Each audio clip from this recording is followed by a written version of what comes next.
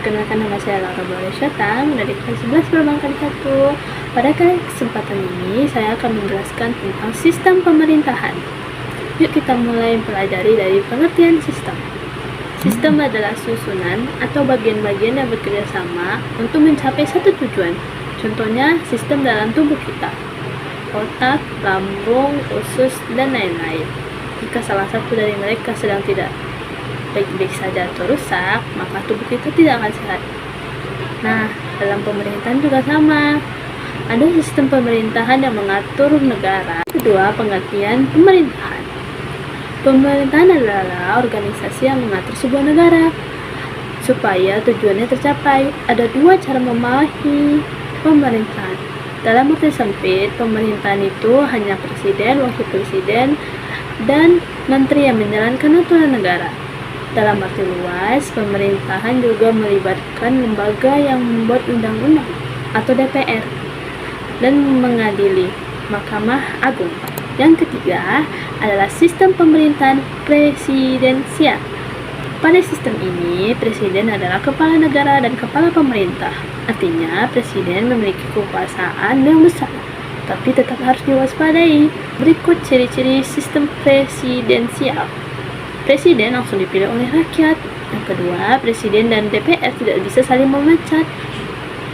Ketiga, presiden mengangkat menteri dan mempunyai hak istimewa untuk memimpin pemerintahannya.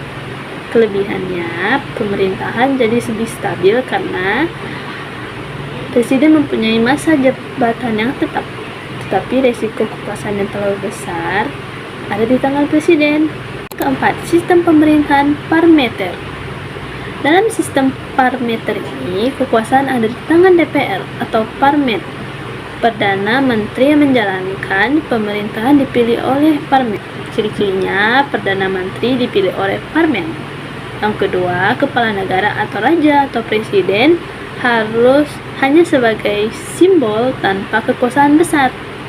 Yang ketiga, menteri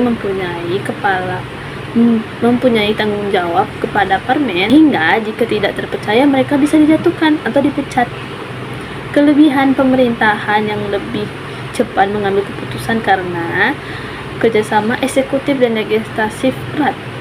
Tapi pemerintahan bisa sering berganti jika dukungan dari parlemen melemah. 5. Sistem pemerintahan semi presidensial. Sistem ini gabungan dari presidensial dan parlementer. Presiden dipilih oleh langsung dari masyarakat dan mempunyai kekuasaan yang besar, tapi dia bekerja sama dengan Perdana Menteri. Contoh negara dalam sistem ini adalah Prancis. Sistem ini memungkinkan presiden yang kuat, tapi mengimbangi sebuah parlemen. Jadi, dengan mengenal 3 sistem pemerintahan ini, kita bisa memahami cara negara diatur dan bagaimana kekuasaan dibagi supaya pemerintahan berjalan lancar dan terkontrol. Baiklah, segitu saja dari video saya. Saya Laura Syatang dari kelas 11 Perbankan 1. Mohon pamit. Terima kasih.